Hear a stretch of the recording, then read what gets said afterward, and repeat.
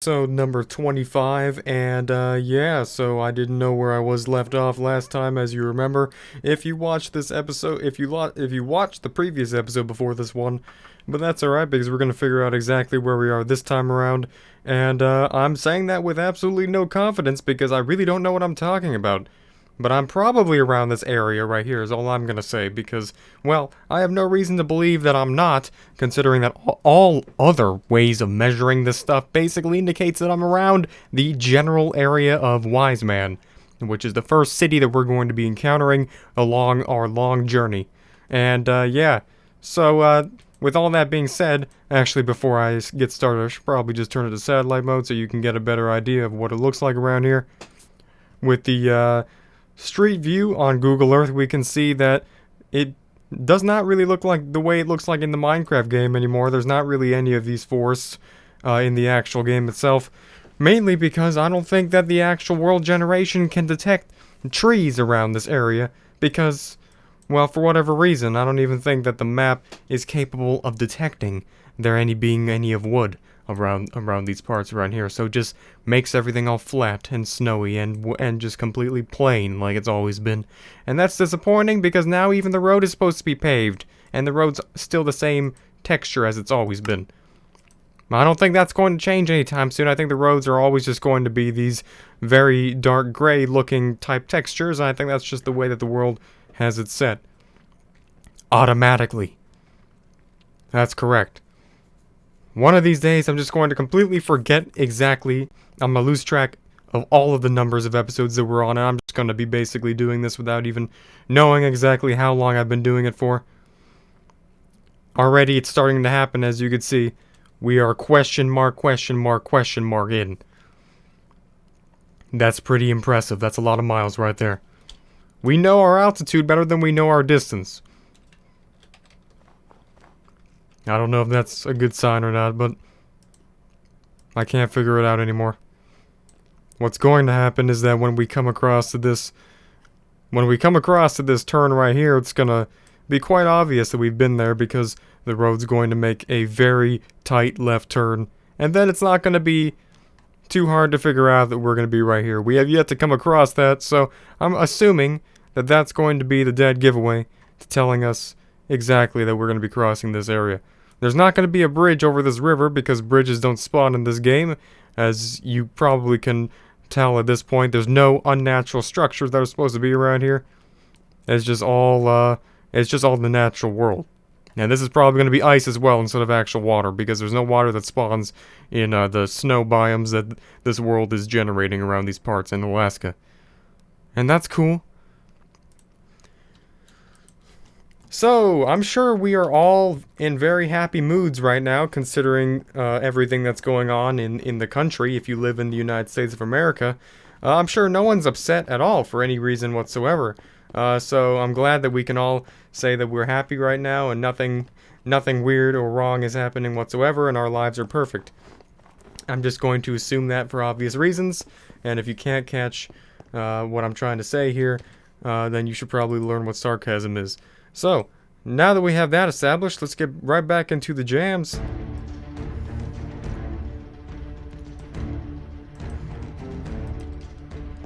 I don't know if that's too loud. I'll probably turn it down a little bit.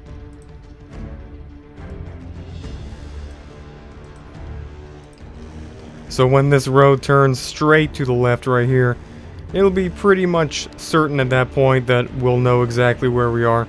Except the problem is we won't fully be able to tell exactly where we started from because I'm not keeping track of it until we get to that point. And then we'll know because we'll be crossing the river, and then just on the other... Oh my goodness, can you just be quiet? God, what is this, a frickin' Michael Bay game now?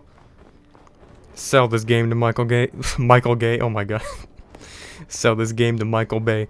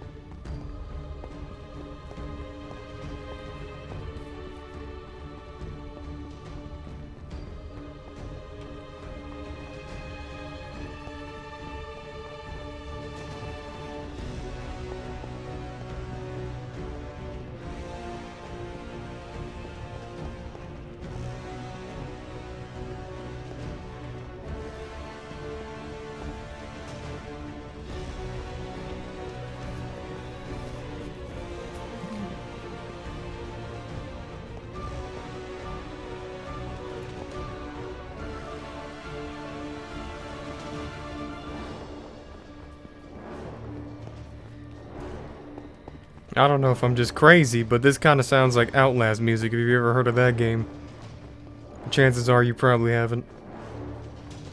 You know about that game called Outlast? Just that horror game that exists. Just one of those random games that, just makes me feel like I'm back in that zone, There's no Chris Walker coming after me this time, though.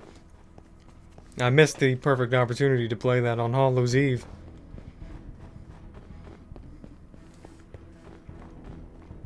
And now apparently they're making a number 3 game for that series as well, but it's not really number 3, it's just kind of like what they did with Half-Life, and they just kind of made another game just so they can say they made another game of Half-Life, even though they didn't make Half-Life 3 and they're not making Outlast 3. They're just not doing it, they're just saying they did it, alright? So they're basically just making another game, but it's not like Outlast 3, just like they didn't make Half-Life 3, and they're just never going to, as predicted. They'll probably make Outlast 3 by the time they make Half-Life 3, and they'll probably make Half-Life 3 by the time they make Minecraft 2. So that's definitely going to happen soon, probably not.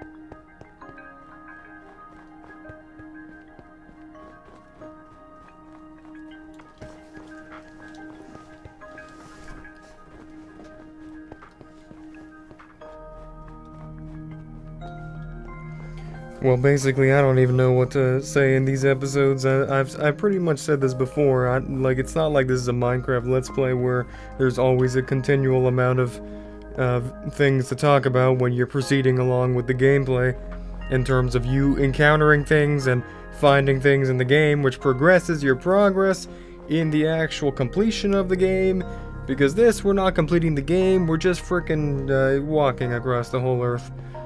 which I don't think is part of the achievements tab, but I mean, they could probably make it in there by the time this series gets famous. Holy frick, what is that? I'll never understand all of these random caves that just spawn, like they're meteor impacts or something. Like they're just these big open circles that are just in the ground, out of nowhere. And also, these rabbits seem to like to just commit Kadoku straight into them, like just jump off, like no parachutes or anything. So it's kind of sad. I don't know why. Like they all got. Well, technically, I wouldn't blame them for having to spend their entire existence into eternity being all in this land of absolutely nothing. So maybe it's just their own it's their own free will to do that. So that's okay. But anyways, as I was saying, that's probably why it ends up being like there's long pauses of time where I just simply don't speak about anything in particular. Obviously not that I have anything to expect on having good watch time retention on any of these videos in this series at any time. Until it gets to the point where there's an actual consistent amount of people that might be able to interact with me while I make these videos, in which case I can actually make them live streams every single time instead of just recording them non-stop and no editing, and which is also something that you'd be doing in a Minecraft Let's Play. You just edit out all the stuff, or the parts where nothing happens, but in this case, obviously everything matters. The entire process needs to be documented and put into history. This is gonna be in the history books, as you all know. So, as all of you 5 people watching know, we got a great crowd here, tons of people to entertain today. But unfortunately, there's no editing with this series, so then that's specifically the reason why. So sometimes I have to just resort to explaining some of the stories and life events that have happened to me, which have somewhat been, in some cases, the partial or the majority reason why I've become so incredibly messed up.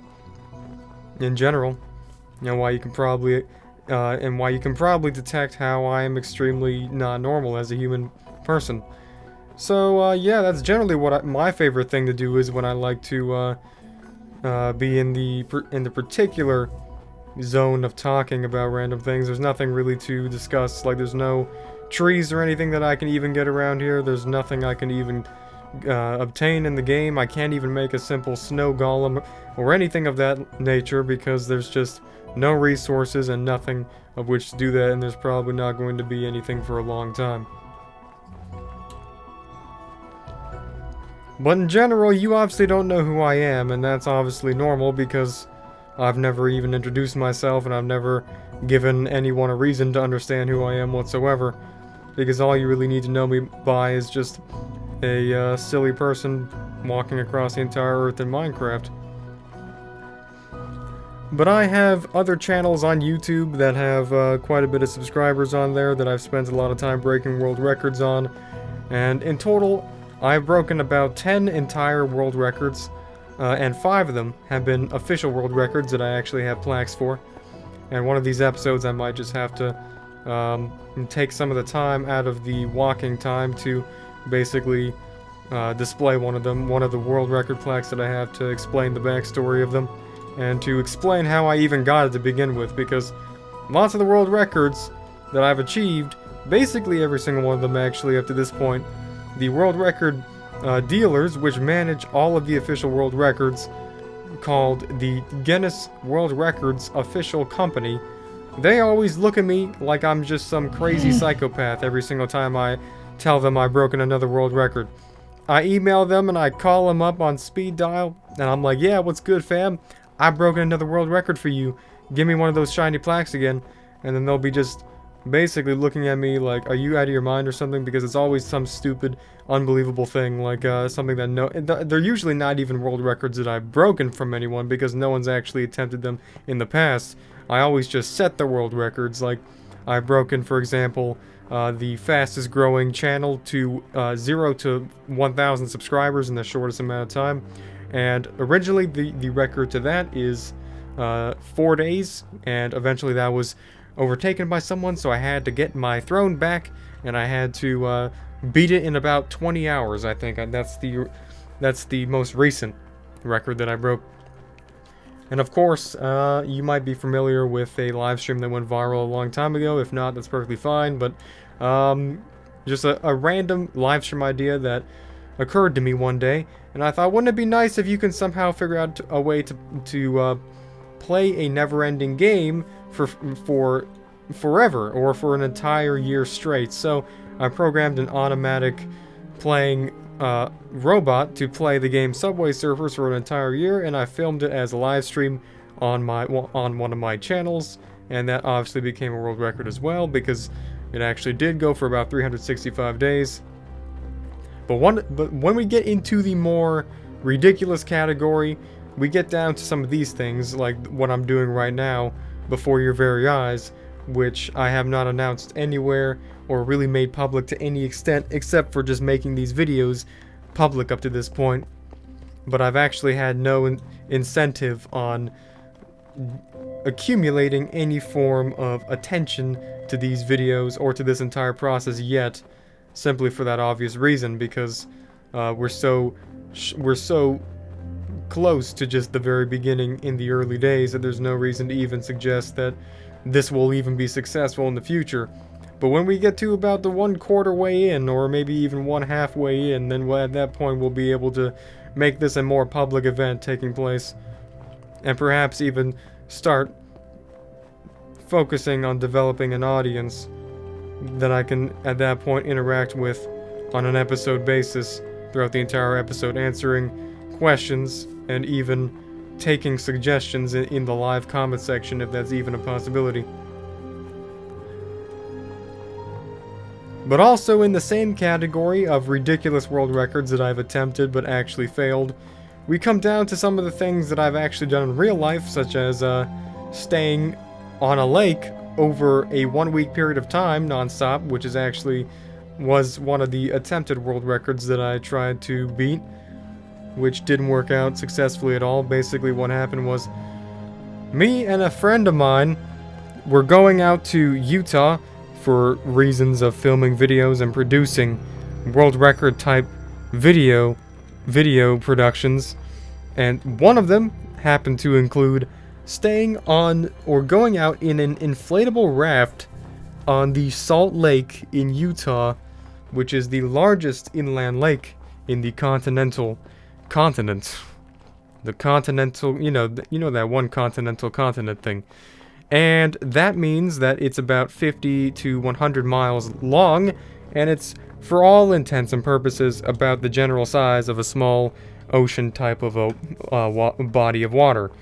So what we did was we took an inflatable raft, which I had to actually purchase from some place which was 100 miles away in this random hillbilly city, and then I went all the way back to Salt Lake City, and I actually forgot to pick up the actual raft and put it in the truck, and I had purchased it and left it at the store. So I went all the way back just to pick it up and just drive all the way back 2 ways, and yeah, whatever. It was just instantly the first fail in the whole equation, but that's not where it ends. The failures, the L's just keep stacking up.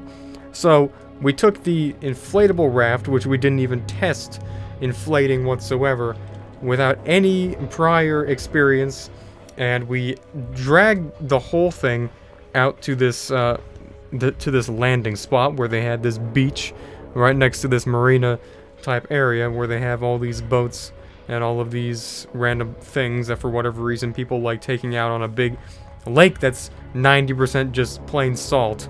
It doesn't seem like too pleasurable of an experience, if you ask me, especially if that kind of crap gets in your eyes. Forget it. Your life's basically over. But we had to drive it straight to the beach, and then we had to drag it all the way from the truck, including having all of the utilities, the resources such as all of the water and snacks that we had to buy from Walmart to last a whole week, while it was just sitting on the raft, dragging it across the entire beach, which was full of nothing but just rotting sulfur, dead fish with decomposing flies all over the place. It smelled great, as you can probably imagine. No, it probably smelled like Shrek's, it probably smelled like Shrek's swamp, to be honest with you. If I'm, like, it quite literally, if there's any kind of, literal, just if there was any kind of literal incantation of the way Shrek's swamp could actually smell in real life, it probably was that one beach that was bordering the Salt Lake. And there was no waves or anything like that. It's just the lake, which is an artificial lake, as you know. So, and the whole thing is just averages around 10 feet deep. But the entire thing has these waves which like pull you all the way out to the ocean or in the middle of the lake, and you can't fight against it.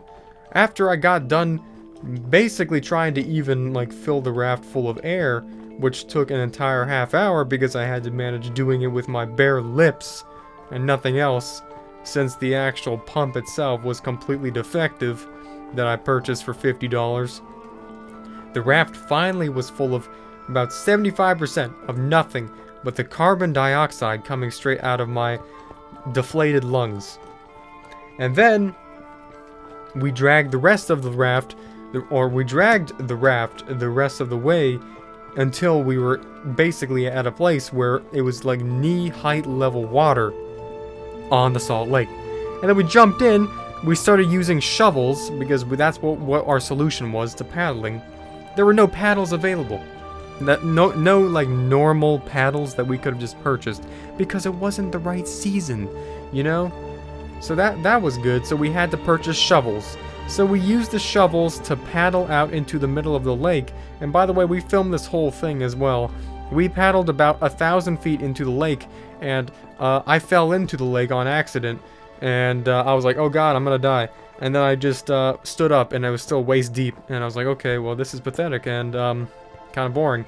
So I got back into the frickin' thing, and at that point, the salt water started attracting all of these smaller flies. And I don't even know if flies were the correct word to describe them, because they're just gnats that basically attract all of the disgusting, unbelievably horrid smell that comes around everywhere in that entire area. At that point, we were at the point where the riptide or the current of the entire land area or the entire lake area around that part was starting to suck us out into the middle of the lake. Luckily, it didn't go too far, and throughout the entirety of the time that we were there, we only ended up being about 1 mile to 1.5 miles off the shore. But we still, at that point, could barely touch the bottom. Even a whole mile out, if you were to jump out and then just kind of go a little bit under the water and just like propel yourself a couple feet below your head's level on the water surface, you could touch the actual bottom even that far out. So it couldn't have been any more than 10 feet deep at that distance from the shore. And the nights were excruciatingly cold, and the daytime was unbelievably bad. You just had to keep covering yourself in sunscreen the entire time.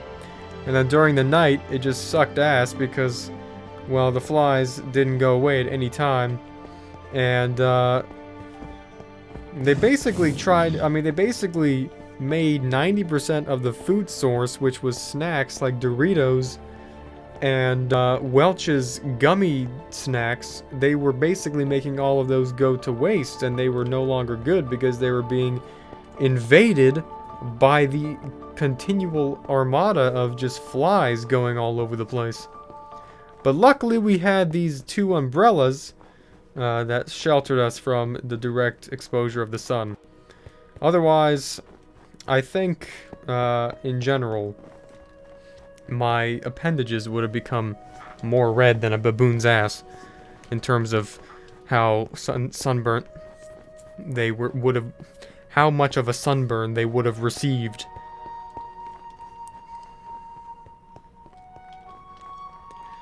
And the way that we actually ended up getting out of the actual place, surprisingly, was the weirdest thing, because we didn't actually attempt to get back from the shore to the shore.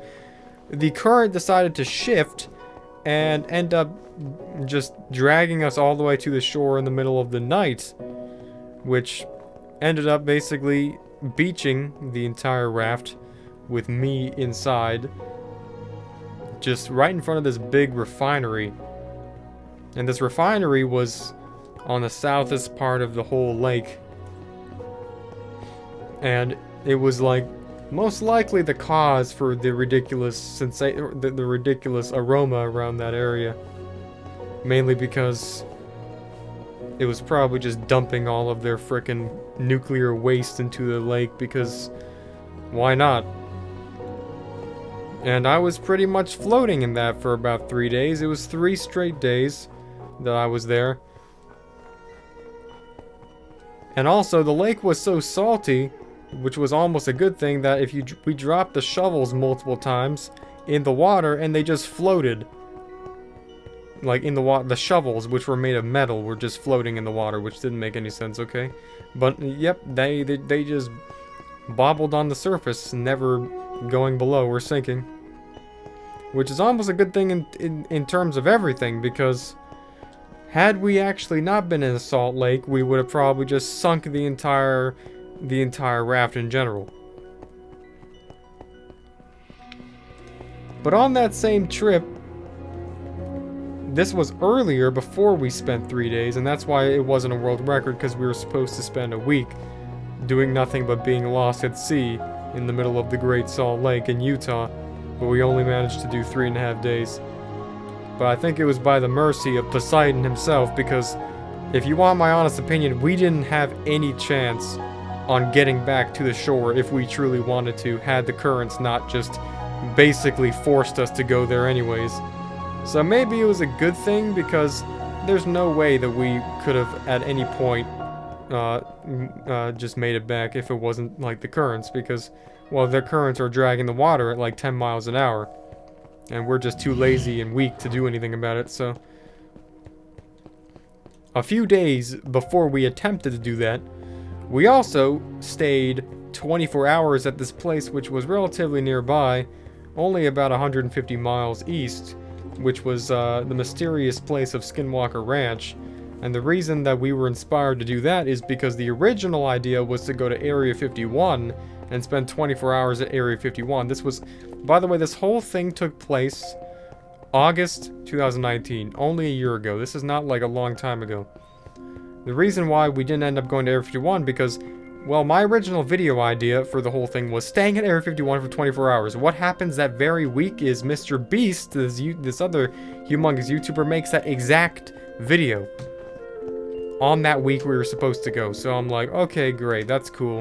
And his video gets like 40 million views or something. It's like, well, shoot, man, what the heck? That 40 million views, I could have gotten a piece of that cake if he had just not done it before me.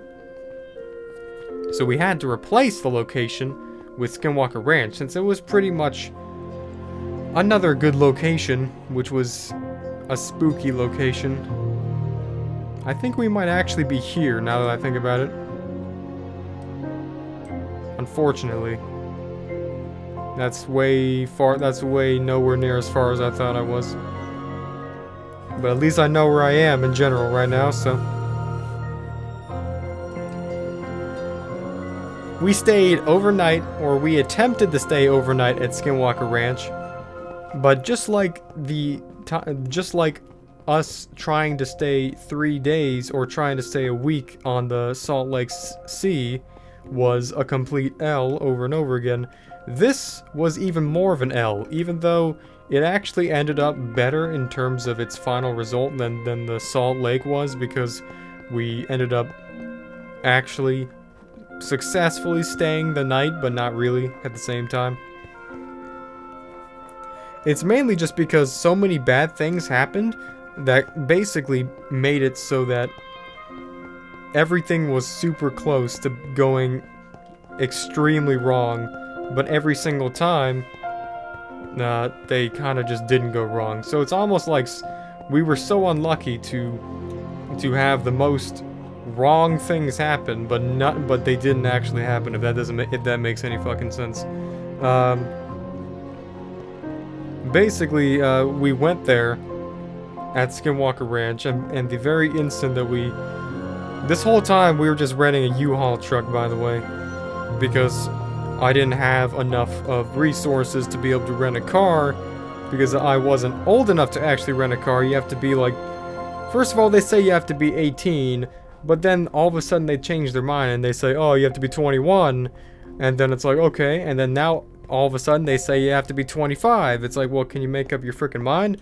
But regardless, we had to end up renting a U-Haul truck instead, because that's the only truck, or the only way that you could have possibly rented any vehicle whatsoever, not being above 21 years of age. The instant that we drove this U-Haul truck into the gates of Skinwalker Ranch, or right up to the very border of Skinwalker Ranch on this dirt road, which leads straight off from this highway, which really is in the middle of just Timbuktu for the most part. It's just so far out of the reach of the general population that you would never expect there to be anyone actually living there.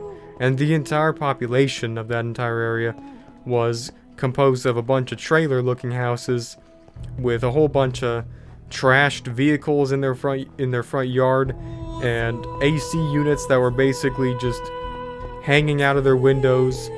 Windows were cracked. Almost like every single house was just straight up abandoned. There were just wild dogs which were just off the leash. They were just wandering around with no fences or anything. They're just running around all over the place, which proved to be one of the biggest problems in the entire situation, as you can probably imagine. But we'll get to that later on. The first thing that happened was when we got there with the U-Haul truck, we parked right outside the border of where the Skinwalker Ranch is. And by the way, the Skinwalker Ranch, for anyone who doesn't know what that is, or if you're not familiar with what that whole thing is all about, what it is, it's supposedly a extremely haunted ranch, which was at one point owned by multiple people, which then fled the area, leaving it up to one person to own the place, and they experienced just a never-ending cacophony of supernatural events taking place going on there. And it got basically pretty world famous. Not as world famous as Area 51, but famous enough to be able to attract me to it and another person. We're just essentially two just ding-dong heads which attempted to, the whole goal was to spend overnight there with a tent that we had no experience of setting up. So once again, the L's are going to start stacking up when I start discussing the details of this story. And it's actually quite embarrassing once we get down to the nitty-gritty of it. But we parked right outside the border of where the ranch is supposed to be, and there's this normal sign, just like there is in front of Area 51, saying, "This is private property, don't be trespassing here or we'll shoot you in the frickin' nuts," or something like that. And the very instant I parked the truck there, this other black SUV started emerging from inside the ranch, and this black SUV had tinted out windows. It was like a traditional FBI type, Men in Black type vehicle, which you would expect to see straight out of the movie Men in Black, or straight out of the X-Files type of documentary. And this guy pulls up right next to me as he comes out of the ranch, and he rolls down his window, and I was being extremely awkward and probably suspicious. If he was just a normal person, I probably would have looked extremely suspicious because I didn't know how to react. So I didn't roll down the window because for whatever reason, I just kind of ended up having the door open but like closing it slightly so that he was talking to me through the door even though it was still like open, but it was just it was like halfway closed at the same time while I was still sitting in the truck. So yeah. Also, there was some Zaxby's chicken in the center console that I was still eating at the time, so he was just he rolled down the window of his car, which was facing the opposite way mine was at this point, while I was just eating these chicken wings. Like, oh, yeah, okay, hello, and he's like, what are you guys doing here, you know? And I'm just like, we're just checking the place out, you know? And he's just like, you gotta stick around, there's gonna be some rockets going off real soon around here. And I go, what do you mean rockets? And he said, yeah, the rockets, they're gonna be shooting off rockets around here. And I'm like, oh, okay, rockets? Not knowing what the heck he's talking about whatsoever. Yeah, okay, rockets, yeah. And he's like, yeah, you gotta stick around, it'll be nice. And then he just drives off, and I'm like, sitting there, alright, well, that's cool. I have no idea what that's all about. But then my friend who's sitting in the passenger seat, who's the same person who spent 3 days being lost at sea with me, he becomes instantaneously obsessed with like whatever that guy was talking about, the rockets. He's like, oh my god, we gotta see these rockets going off now. Not even knowing whatsoever what they even mean by rockets. Maybe we were actually, at one point we thought he was like ironically, humorously saying like, oh, we're gonna shoot some missiles at you if you don't get out of here. I really had no... Oh, because by the way, for clarification, this Skinwalker Ranch is now owned by, like, not a person. It's owned by, like, the government. So that basically explains, like, what I'm trying to say. At one point, it was owned by a person, but then after the whole thing happened, it ended up being purchased by the government. Mainly because they wanted to research it or whatever, and nothing about that changed, and it's still owned by the government today. No one knows what happens there. Except me, because I was doing an investigation. We're filming the whole thing. I was getting my drone ready before the guy pulled out. But we had trouble even finding a place to park this truck. I mean, there was no place to park the truck that I felt was going to be legal. The whole time I was feeling like so wrong about the situation, because it's like, man, this doesn't seem right. Everything about what we're doing just feels like we're just going to get in trouble. It's like, you know, like this type of feeling you get when you ditch a class in school or something. It's like, yeah, this is not right.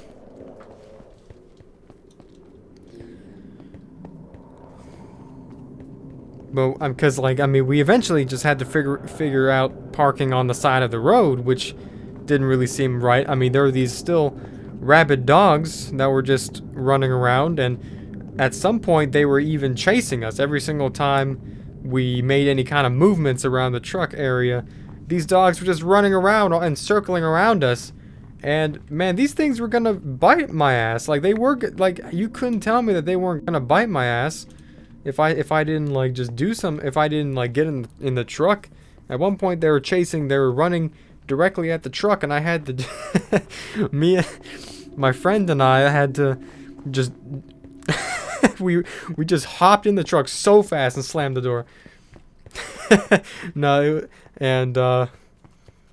Yeah, but eventually we had to, like, wait in the truck, like eating Pringles or whatever, until we waited for the dogs to just calm down and stop being so feisty. And because we had to do that, it ended up taking us a long time to be able to feel safe enough to start dragging the tent across the land of Skinwalker Ranch and over the rocky hill, which was kind of like the ridge that bordered the ranch and the road that was going into the ranch. We had to just climb up these rocks onto this plateau, and we didn't enter the ranch. We didn't commit any felonies. We didn't, like, trespass. We knew to not go past any fences or anything. For as all anyone knew, this was public land. There was no sign saying, don't go up this hill, you idiots. Like, no, it didn't say anything like that. And we weren't crossing any boundaries or fences. We just started setting up the tent, but the problem was, at that point it was so late that it was starting to get dark without us having the tent set up yet. And the mosquitoes were just completely unprecedented. Like, you would have never seen more mosquitoes in a single place. It was just so unbelievable in terms of just the amount of mosquitoes that were in that general area. I knew I was about to get, like, hepatitis or some crap like that with all them freaking mosquitoes all over the place. We eventually just gave up trying to set up the tent. We only set up halfway because we didn't even read the instructions on how to set it up. And by the way, when this whole video dropped on my main channel, yeah, we got a whole crap ton of crap when it comes to the people's reactions to the way we went about doing things. Yeah, it was pretty irresponsible and dumb, but at the same time, the point of the video was supposed to be humorous and everything like that. People were being like, oh, you dumb, stupid kids can't even figure out how to put up a tent. You're just a bunch of dumb punks. You can't do anything right, and you're vandalizing their property. Oh yeah, you can't do that. And it's just a bunch of boomers in the comment section, to be honest with you. And, yeah, sure, it was dumb, but it was supposed to be dumb. And it wasn't supposed to be an official investigation with any sort of, like, any sort of actual, like, professional utilities and whatnot. It was supposed to be just it was just supposed to be a dumb video idea. But the problem was, since we left the U-Haul truck on the side of the road, and it ended up being like super late at night without the tent even being fully put up, sometime during the middle of the night, which was like 10 o'clock at night, when we had already been there for like 5 hours, this other truck pulls up right next to us, and they have these flashing lights on, because apparently they were the police. Some police truck pulls up right next to the truck, and this cop just gets out of the truck, and my friend sees this and tells me about it, and I look over and I'm like starting to freak out at that, because now I'm obviously scared for just like legal ramifications. I'm not about to just be sued or something like that. I don't feel like, whoa, water time. I don't feel like getting sued for any reason.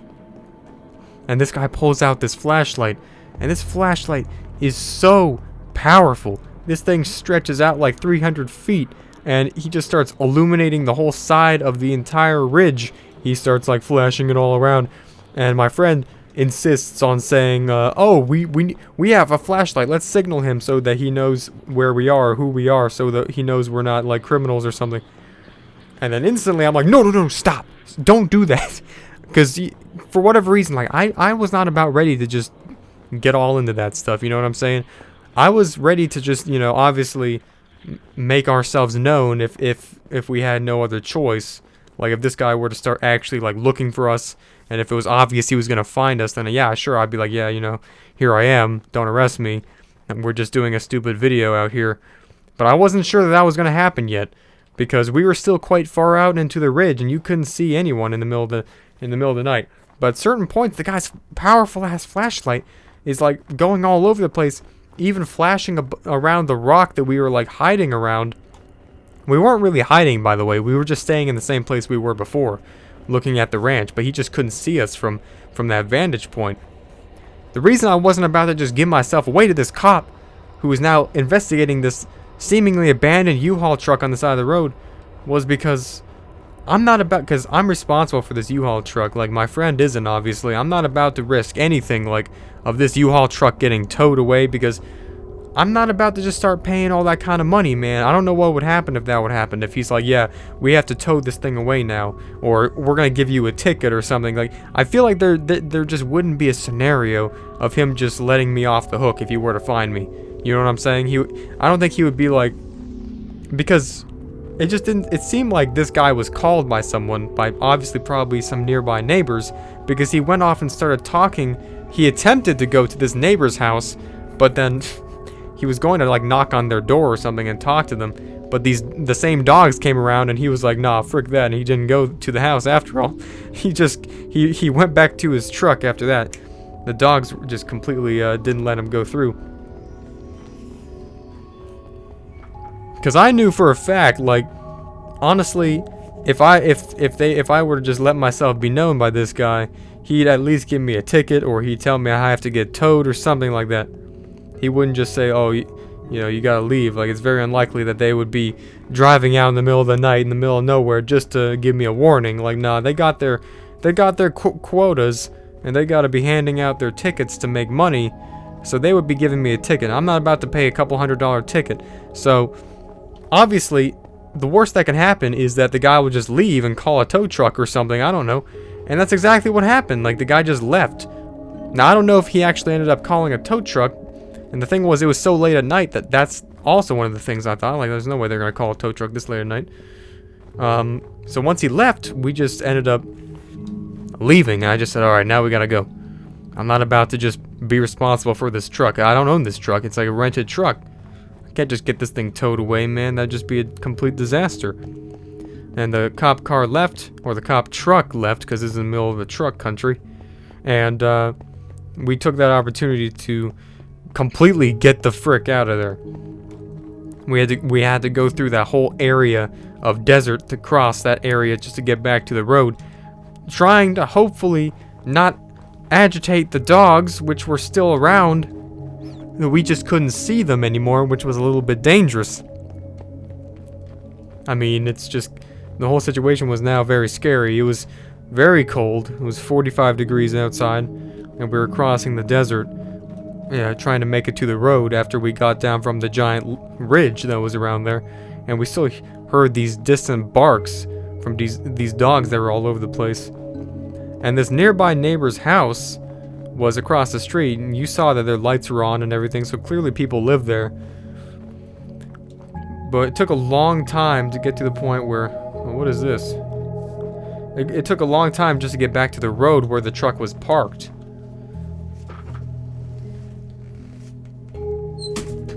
Oh, frick.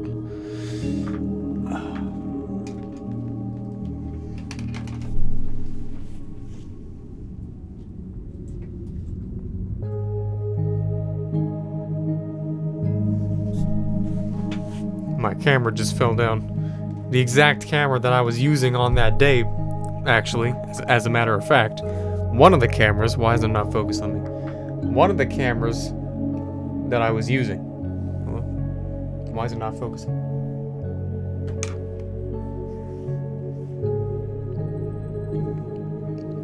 Hello? Autofocus? Whatever. Whoa! That's a mountainside right there.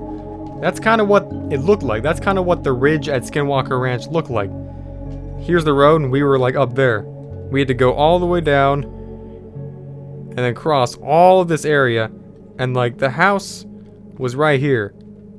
And these dogs were probably all around here and there and probably even around there. These guys didn't care about their pets whatsoever. Why, they didn't care where they were. Okay, this... sorry, this camera's like getting on my nerves.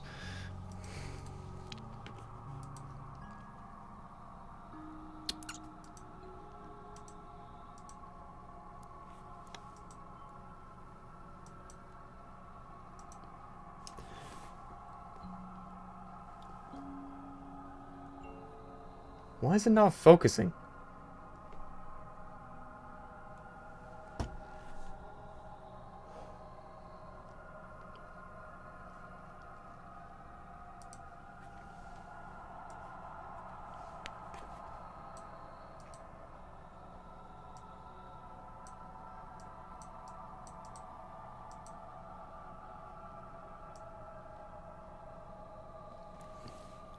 Oh, okay. I think that works.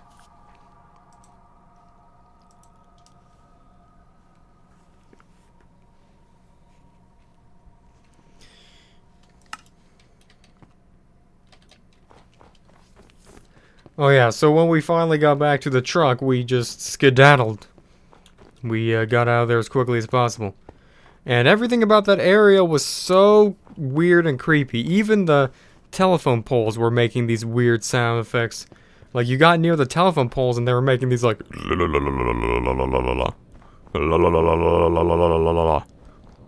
It sounded like that. It was like... Like they were, like, laughing at you in some demonic tone. Like... I've never heard anything like that in my days. It was Skinwalker Ranch area. It was 45. It was 45 degrees. That's what it was. And then when we got out of it, like only 2 miles away, it was like 56 degrees, a whole 10 degrees warmer, which didn't make any sense whatsoever. So this cop like basically completely abandoned us. Like he was like, nah, I'm not fricking with that. I'm not going out in this area looking for these stupid people. I don't blame him. This place is weird. There's dogs, there's mosquitoes, there's laughing telephone poles at you, and there's a whole bunch of other crap, man. It's just unbelievable.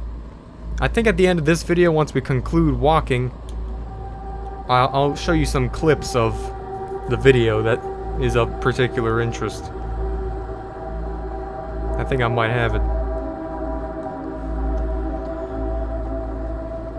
Oh yeah, and by the way, once we left the area, we traveled about 10 miles to the nearest gas station, where it was like kind of like a truck rest stop where we're gonna spend the night, and we forgot our pillows in the tent over at Skinwalker Ranch, so we had to drive all the way back and park the truck again, and then cross the entire area again, get up on the ridge just to get the pillows, and drive all the way back again. Once again, going through the same thing of being horrified of being attacked by the wild animals, the wild dogs around there.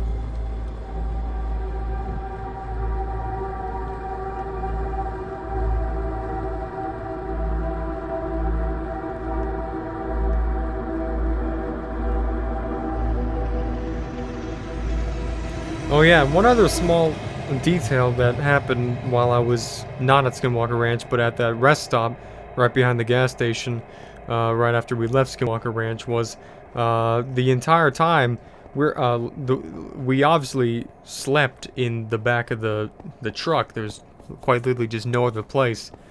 We had these like sleeping bags, and the only way like that you could sleep was if you had your head on the corner of like the truck bed where there's that wheel. So your head was always just facing up, basically. And the entire time I'm looking up at the sky, you see these like LED things flying across the sky. They look like they would be meteorites, but they're not meteorites because they're way too slow. They're not going like zoop. Nope, they're just kind of like zhut, like that. Almost like they're flying like super fast airplanes or something. Except they only appeared for like a second and a half, and they only happen in like one tiny portion of the sky, like one or 2 inches of the sky. They would appear and stop, and they looked like almost within the short time that I could see them, they looked somewhat like LED airplanes, like they were airplanes except they were neon lights with like neon LEDs, like rainbow ships or something. I don't even know what that. And I was like, "Whoa, did you see that?" And he's like, "No, I didn't see it." But then like a minute later, he's like, "Oh, I saw that one, but I didn't see what he saw that time. I only saw them like 2 times. By the time he said he saw it, I didn't see it." So basically, something was going on. I don't know. The whole area, the whole area around Skinwalker Ranch is just really reported to be supernatural and strange in a whole lot of ways. And that's basically my experience over at Skinwalker Ranch. I don't recommend going there because it is just private property after all, and you don't want to be invading people's space. And you don't want to be getting your ass bit by a dog. That's for sure. We never got to see those rockets, by the way. We didn't even know what those rockets actually were. I had no idea what he was talking about. I don't know if he was being metaphorical, but we never saw anything related to rockets that entire time.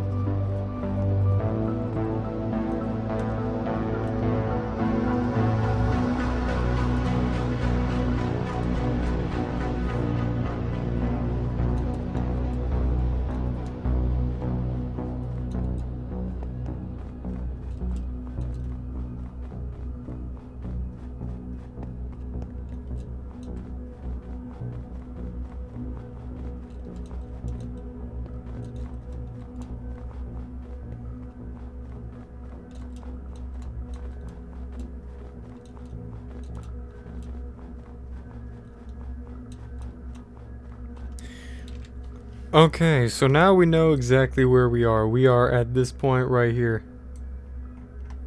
So we are for sure...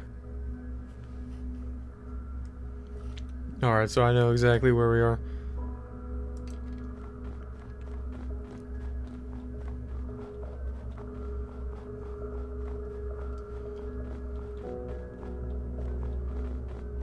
So we're getting pretty close to the town of Wise Man. And this river just kind of crosses right over, okay.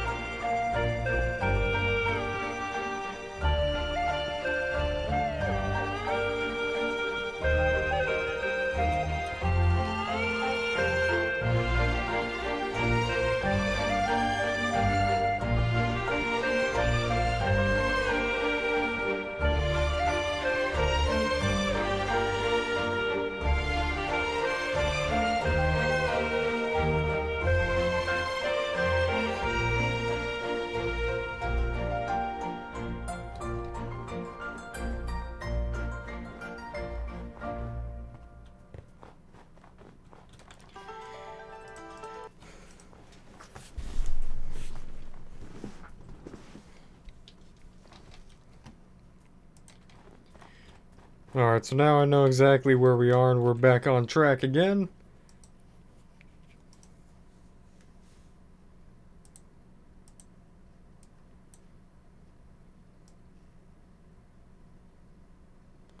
We are 128 miles, which is not as far as I want it to be, but I mean, it's still pretty far. We're getting close to being halfway through Alaska at this point.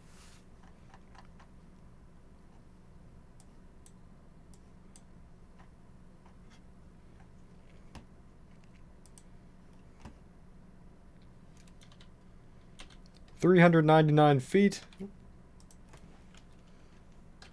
Meters. Still around 1,309 feet. 228 miles.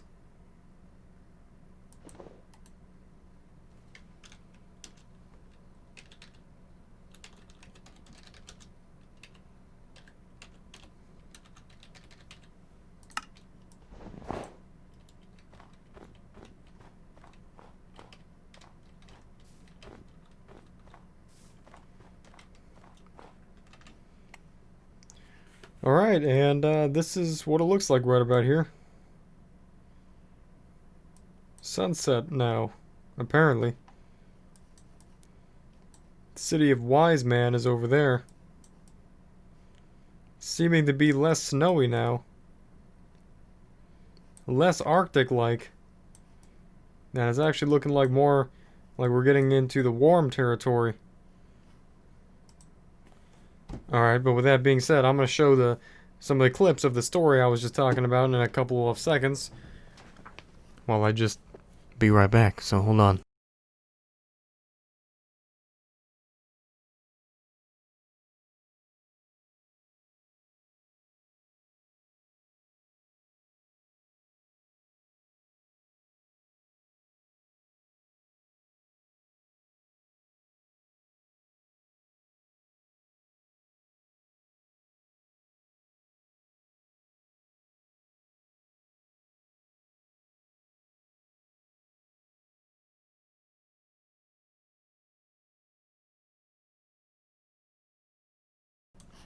Okay, let me just find that real quick.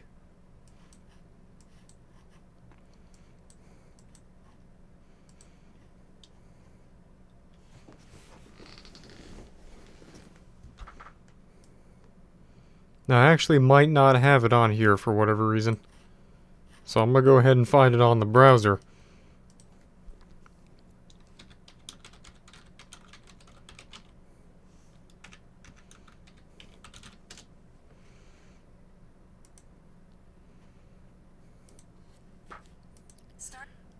Alright, so here we go.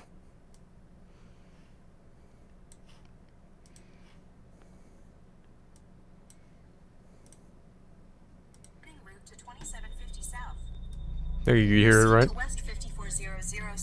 I'm only gonna show a couple of clips. Oh, here it is.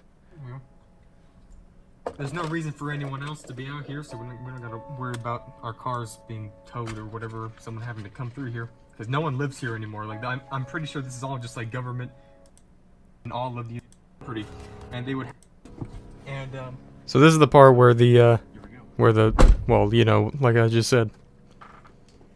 Where the guard comes out and starts doing his thing. Oh, okay. Dallas! Oh boy.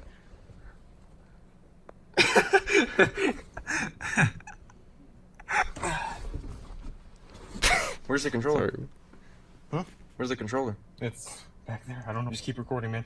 Oh, okay. This is some good quality. He starts eating chicken. I need something. How's it go? How's it going? Yeah, we're just... Oh yeah, that's what he said. It was like... Whatever he said, which was the first thing he said, was like the weird thing. I didn't... Like, he said some strange... In some strange way. Like, I was like, what? Okay. Just saying, I mean, we just want to see this place, you know? Oh, the rockets? Oh, okay. Alright, thank you.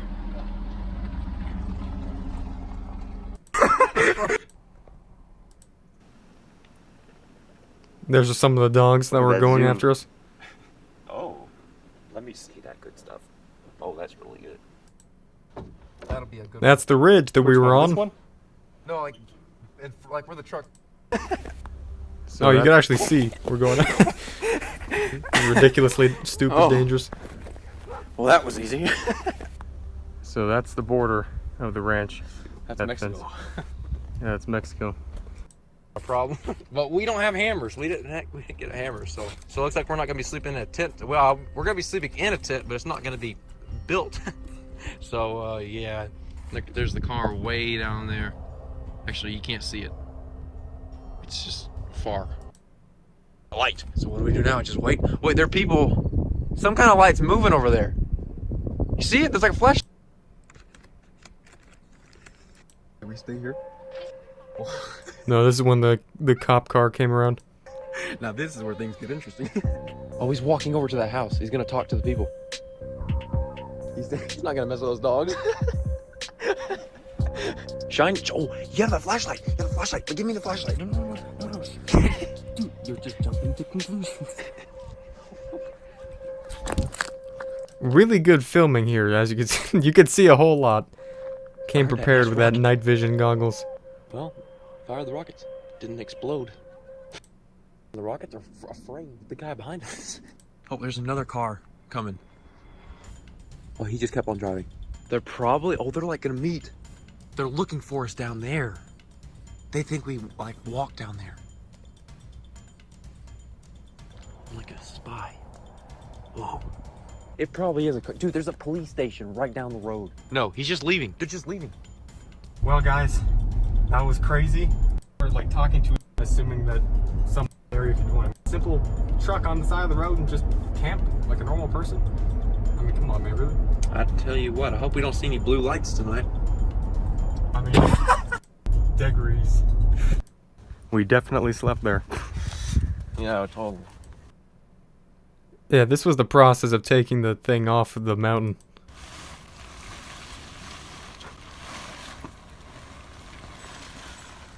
Oh, do you need some help? Oh, it's like a slip and slide. I'm ripping the tent all up. Well, goodbye, Skinwalker Ranch. Yeah, that was basically the entire experience. It was pretty stupid, to be honest with you. Yeah, that was it, pretty much. That basically elaborates my story for you. One of the most disliked videos on my channel by ratio. Just because of clearly how dumb it was. And yeah, that's basically it, alright? And that was episode 25, and next time we'll be going past Wise Man and on to the rest of the world. Okay, goodbye.